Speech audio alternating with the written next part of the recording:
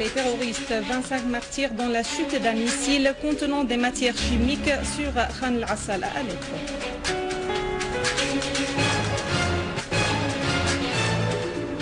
Al-Ja'fari affirme que la Syrie appuie la tendance mondiale à établir une communauté internationale exempte de l'usage de la force et de la menace.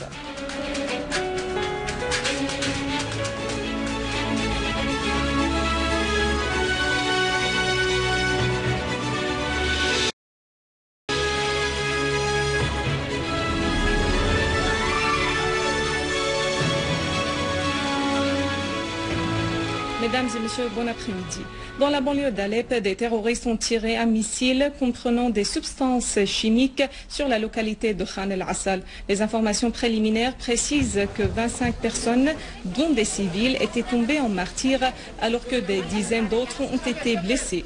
Ces images tournées à l'hôpital universitaire d'Alep montrent les victimes civiles qui ont été touchées par le missile chargé de gaz phosphorique et lancé par des terroristes sur la localité de Khan al-Assal. طبعا مشاهدينا نحن الآن داخل مشفى حلب الجامعي. Les terroristes ont visé la localité de Khan al-Assal par un missile des substances chimiques.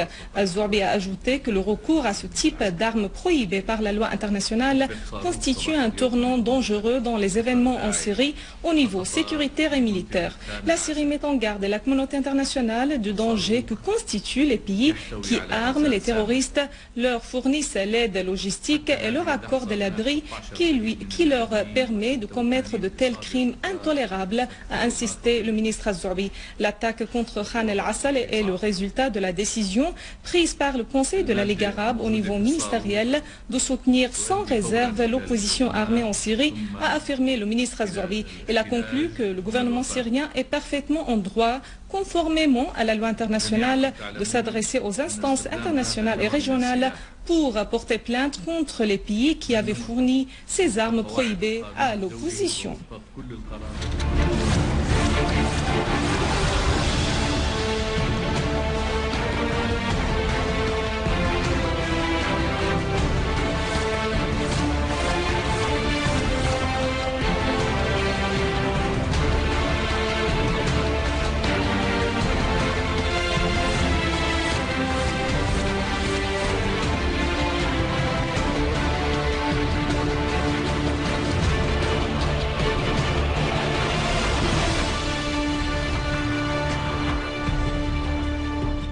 Le ministère des Affaires étrangères et des expatriés a catégoriquement démenti des informations véhiculées par certains médias arabes, libanais et étrangers sur un éventuel raid mené par l'aviation militaire syrienne contre les territoires libanais. Une source bien informée au ministère des Affaires étrangères et des expatriés a précisé que ces informations font partie d'une campagne de désinformation systématique menée par certains médias arabes et étrangers.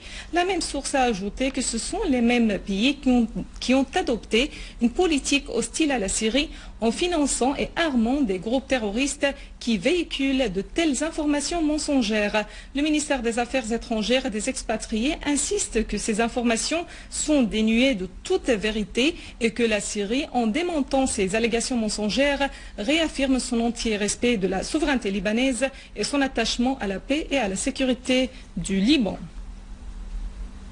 L'Iran a qualifié de terrorisme international l'insistance de certains pays sur l'envoi des armes aux terroristes en Syrie et le refus d'aider à l'arrêt de la violence dans ce pays. Condamnant l'ingérence étrangère dans les affaires intérieures de la Syrie, le ministre adjoint iranien des Affaires étrangères, Hossein Amir Abdollahian, a affirmé que la solution à la crise en Syrie était purement politique et que le peuple syrien n'allait pas permettre aux autres à l'étranger de décider de l'avenir de son pays.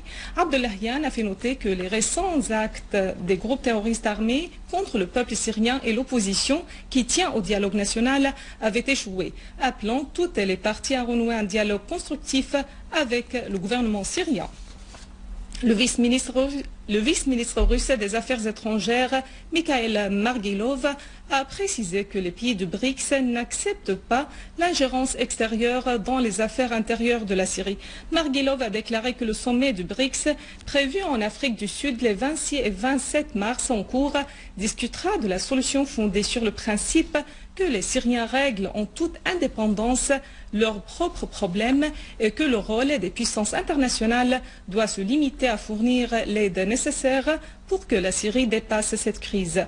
Les pays de BRICS possèdent une histoire qui n'a pas été entachée du colonialisme. Ces pays respectent les particularités des autres pays et n'ont jamais tenté d'imposer la démocratie par la force ou de faciliter toute intervention militaire. La Russie participera activement dans les discussions concernant le radicalisme islamique et les problèmes qui en découlent au sommet de BRICS, a précisé Marguilov en insistant sur l'importance du fait que la communauté internationale doive soutenir les efforts de l'Union africaine pour renforcer la sécurité dans le continent. À ce propos, le président russe Vladimir Poutine se rendra en Afrique du Sud à l'invitation du président Jacob Zuma pour participer au sommet de BRICS les 26 et 27 mars en cours. Les deux présidents russes et sud-africains examineront les questions de coopération bilatérale dans les domaines économiques et humanitaires. De nombreux accords dans le domaine de l'énergie seraient signés par les deux côtés. Sur l'ordre du jour consacré aux questions économiques internationales, les questions de la sécurité au niveau régional et international seront aussi présentes. Ce sommet, qui sera particularisé par le lancement du Conseil d'affaires de BRICS, réunira également les leaders des pays de ce groupe avec les leaders de l'Union africaine pour un nouveau partenariat de développement en Afrique et pour développer les réseaux de la complémentarité au niveau régional. Le secrétaire général des Nations Unies, Ban Ki-moon, a appelé la communauté internationale, le gouvernement et l'opposition en Syrie à œuvrer immédiatement pour parvenir à une solution politique à la crise en Syrie.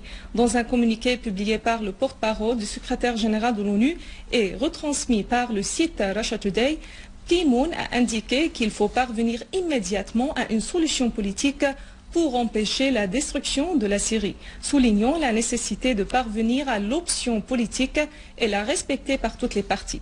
Le communiqué distribué au siège de l'ONU à New York indique que les événements catastrophiques qui se produisent en Syrie sont le résultat du recours aux armes plutôt qu'au dialogue politique. Bachar al-Ja'fari, délégué permanent de la Syrie auprès des Nations Unies, a affirmé l'appui de la Syrie à l'orientation mondiale vers la construction d'une communauté internationale rejetant le recours à la violence.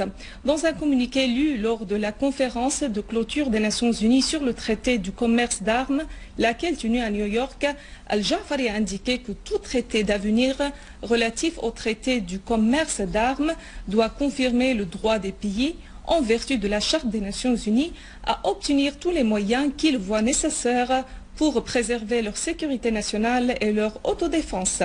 Al-Ja'fari a fait savoir que ce qui se passe en Syrie de terrorisme et de sabotage se réfère à des fatwas takfiristes et extrémistes lancés par des incitateurs accueillis par des pays arabes, régionaux et occidentaux et exécutés par les groupes terroristes armés dont le Front al-Nusra appartenant à Al-Qaïda. Ce qui suscite la profonde inquiétude sont les déclarations données par nombre de pays pour assurer d'armes aux éléments terroristes en Syrie, bien qu'ils sachent la nature de ces éléments, a-t-il dit. Il a ajouté, tels actes se contredisent avec les contenus des dizaines de conventions et de traités internationaux relatifs à la lutte contre le terrorisme via l'interdiction de l'octroi de soutien financier, militaire et logistique aux terroristes.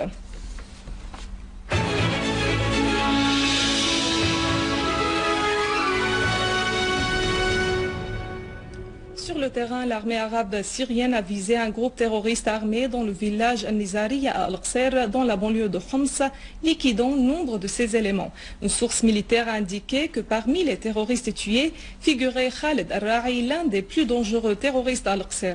L'armée arabe syrienne a abattu des terroristes qui s'abritaient dans la mosquée d'An-Nour, dans le quartier de Karm Shamsham.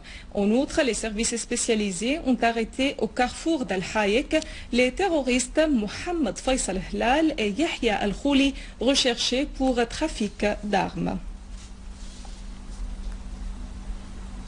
L'armée arabe syrienne continue la traque des groupes terroristes armés qui avaient attaqué les citoyens et commis des actes de sabotage et de vol dans certaines régions dans la banlieue d'Idlib. Cité par le correspondant de l'agence Sana, une source au gouvernorat a fait noter qu'une unité de l'armée arabe syrienne avait visé aujourd'hui des rassemblements de terroristes à Wadi Mahamid et à Wadi Haj Khaled à l'ouest de la ville d'Idlib et dans certaines fermes à la périphérie de la ville, tuant nombre de terroristes et blessant d'autres. La source a ajouté que l'armée arabe syrienne avait poursuivi la traque des terroristes à Ma'arat al-Na'man à la périphérie de Wadi al-Daif et al-Hamidiyya, liquidant nombre d'eux et détruisant leurs armes et leurs véhicules. La même source a fait savoir que l'armée arabe syrienne s'était accrochée hier avec des terroristes qui avaient tenté d'attaquer de points de contrôle de l'armée arabe syrienne à Filoun et au site de Dreamland à la périphérie de la ville d'Idlib, leur infligeant de lourdes pertes. Voici un rappel des principaux titres. Nouveau crime par les terroristes, 25 martyrs dans la chute d'un missile contenant des matières chimiques sur Khan el-Assal à Alep.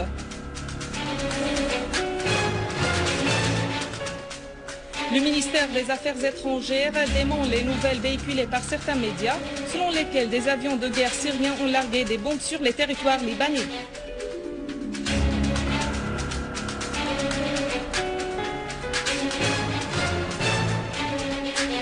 Al-Jafari affirme que la Syrie appuie la tendance mondiale à établir une communauté internationale exempte de l'usage de la force et de la menace. Mesdames et messieurs, c'est la fin de notre édition. Pour la revoir, visitez notre site web syriaonline.sy. Merci à vous, merci à toute l'équipe. Au revoir.